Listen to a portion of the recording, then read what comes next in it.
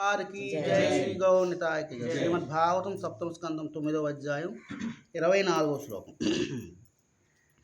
తస్మాదమూస్తనుభృతా మహమాశిషోజ్ఞా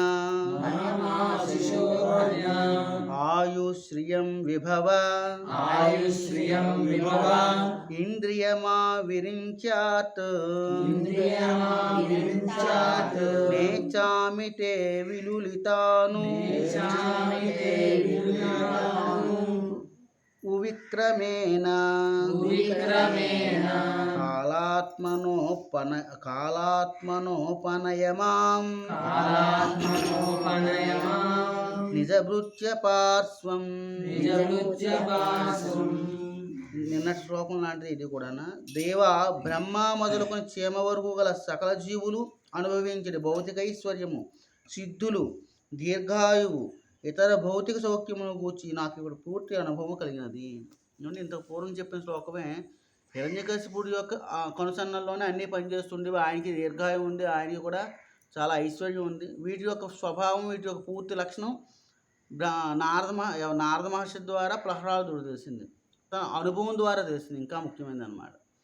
కానీ ఇక్కడ మనకు ఉండేటువంటి దౌర్భాగ్యం ఏంటంటే మనం ఎంత అనుభవించినా ఈ జ్ఞానం మనకు తెలియట్లేదు. ఇక్కడ మనకు ఉండేటువంటిది చీమకు మొదలుకొని బ్రహ్మ వరకు కూడా వీళ్ళకు ఉండేటువంటి లక్షణం ఏంటి చూడండి. ప్రతి వారికి కూడా ఐశ్వర్యం ఉంటుంది. చీమల ఐశ్వర్యం సంపాదిస్తున్నా లేవా? అలా సంపాదిస్తూనే ఉంటాయి. అవి అక్కడ ఖాళీగా ఉండవు అవి. అలాగే మనుష్యులకి, రాజులకి, బ్రహ్మకి మొదలుకొని అందరి దగ్గర ఐశ్వర్యం ఉంటుంది. వారి వారి స్థాయిలో ఐశ్వర్యం ఉంటుంది. సిద్ధులు ఉన్నాయి. వారికి ఉండే సిద్ధి అంటే ఏమిటంటే ఒక ప్రత్యేకమైన సామర్థ్యం. ఇక్కడ మనకు ఒక సామర్థ్యం ఉంది. మనకంటే ఇంకొంచెం బెటర్గా మనకు 10 కేజీలు బరువు మోస్తుంది, ఇంకో 200 కేజీలు మోస్తున్నాడు అనుకోండి, వాడికి సిద్ధి ఉన్నట్ట లేనట్ట? ఆ సిద్ధి వాడికి ఎలా వచ్చింది? సాధన ద్వారా వచ్చింది. మనం 10 కేజీలు మోయగలుగుతున్నామంటే వాడు 200 కేజీలు ఏదో కొంత సాధన చేయడం వలన వాడికి ఆ సిద్ధి కలిగింది. సో ఇక్కడ సిద్ధులు ఒక్కొక్కరికి ఒక్కొక్క స్థాయిలో ఉంటాయి. దీర్ఘాయువు, మనకు కొంత ఆయువు ఉంది, చీమలకు కొంత ఆయువు ఉంది, బ్రహ్మ కొంత ఆయువు ఉంది, కాబట్టి దీర్ఘాయువు. సో ఇవన్నీ కూడా ఇతర భౌతిక సౌఖ్యం కూర్చొని నాకు ఇప్పుడు పూర్తి అనుభవం కలిగి ఉంది. ఎందుకంటే తన తండ్రి ఇవన్నీ అనుభవించున్నాడు అందరికంటే ఎక్కువగా. అవేవి శాశ్వతం కాదు అనేటువంటి జ్ఞానం ఆయనకి పూర్తిగా ఉంది. ఆ జ్ఞానం మనకు ఉందా లేదా? మనకే ఉంది, కానీ అనుభవపూర్వకంగా లేదు. దాన్ని మనం ఎప్పటికీ కూడా మనం విస్మరిస్తూ ఉంటాం, ఎప్పుడు మర్చిపోతూ ఉంటాం. మనం ఇది ఎంత సంపాదించి ఉపయోగం ఏముంది, నేను ఎంతకాలం ఉంటాను, ఇది నాతో ఎంతకాలం ఉంటుంది అనేటువంటి అవగాహన మనకు ఉండదన్నమాట. కానీ దాంతో పాటు పరిగెడుతూ ఉంటాం మనం. కాలరూపము నీవు వాటన్నిటినీ నశింపజేయదువు. ఏవేవైతే ఉన్నాయో అవన్నీ కూడా కాలరూపమున మనకు అన్నీ నశించిపోతాయి. చూడండి, ఇంత పూర్వం చాలా గొప్ప గొప్ప కీర్తిమంతులు ఎవరైతే ఉన్నారో కాలరూపంలో వాళ్ళ కీర్తి అంతా పోతుంది, ఐశ్వర్యం అంతా పోతుంది, అన్నీ పోతూ ఉంటాయి. నాకు కలిగిన ఈ అనుభవం వలన వాడిని నేను పొందగోరను. కాబట్టి ఆయనకి అనుభవం ఉంది కాబట్టి వాటిని పొందగోరటం లేదు. భగవదారాధన చేసి ఇది కావాలి అది కావాలని కోరేటువంటి వ్యక్తులు ఎవరైతే ఉన్నారో వారు ప్రహ్లాద మహారాజు యొక్క జ్ఞానంతో పోల్చినట్టయితే అవివేకవంతులు, వివేకం లేని వాళ్ళనమాట. సో ఇక్కడ వివేకం ఎవరికి ఉంది? ప్రహ్లాదుడికి ఉందన్నమాట. ఇంత పూర్వం ఆయన గమనించారు ఇవేవి కూడా శాశ్వతం కాదు, ఇవన్నీ కూడా భగవాను చేత కాలరూపంలో హరించబడుతూ ఉంటాయి. కాబట్టి ఇవేవి కూడా నేను ఆశించబోవటం లేదు. భగవంత, నన్ను నీ విశుద్ధ భక్తిని సాంగత్యమున చేసి దాసునిగా ఆయన సేవించులాగున అనుగ్రహింపమని నేను అర్థించుతున్నాను. ఇక్కడ ఆయన అర్థించేటువంటి విధానం అంటే భగవత్ సేవకుడిగా ఉంచమంటం లేదు.